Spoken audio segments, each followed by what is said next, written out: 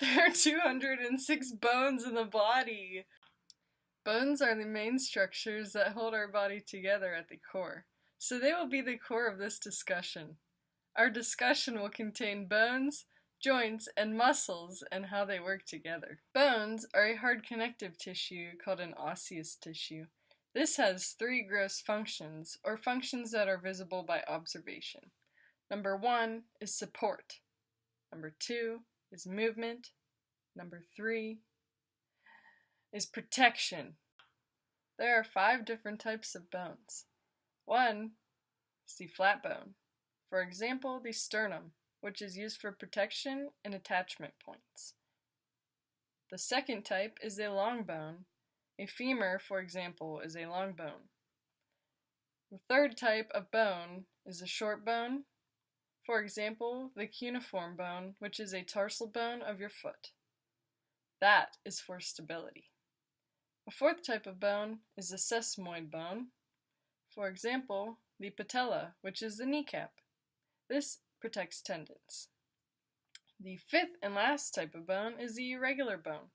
For example, all vertebrae. These protect internal organs, and they have projections usually. One bone type we will discuss further is the long bone.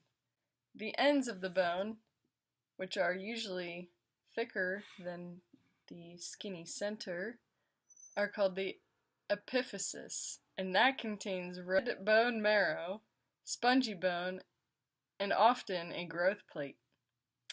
The diaphysis, which is the long skinny center, contains compact bone and the medullary cavity, which contains yellow blood marrow. The ends of these bones contain articular cartilage, which is where joints attach. Synovial joints are the fluid-filled cavity that allows for bone-on-bone movement. There are different types of these joints: pivot joint, hinge joint, saddle joint, plane joint, the condyloid joint, and the ball and socket joint. The next type of joint is the slightly flexible joint called the cartilaginous joint. That includes your symphysis, which is in the pubic region, and some sychondrosis, which is a rib cartilage. The last type of joint is the fibrous joints, which include the sutures in your skull, the ligaments, which are in various locations, and then the gomphosis, which is in the tooth. Joints serve many purposes, and one of those is protection, but the main one seems to be movement. And bones, joints, and muscles are all needed for movement, and muscles will be the next topic of this conversation. Inside the bones, there are 2 different types of marrows. One is yellow, one is red. Besides marrow, the bone also houses minerals such as calcium and phosphorus, which is essential for muscle contraction.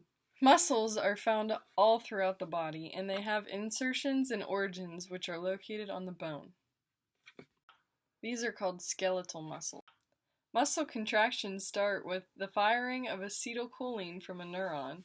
This then stimulates the sarcolemma and sends an impulse to the muscle fiber. Calcium from the bone diffuses from the sarcoplasmic reticulum into sarcoplasm.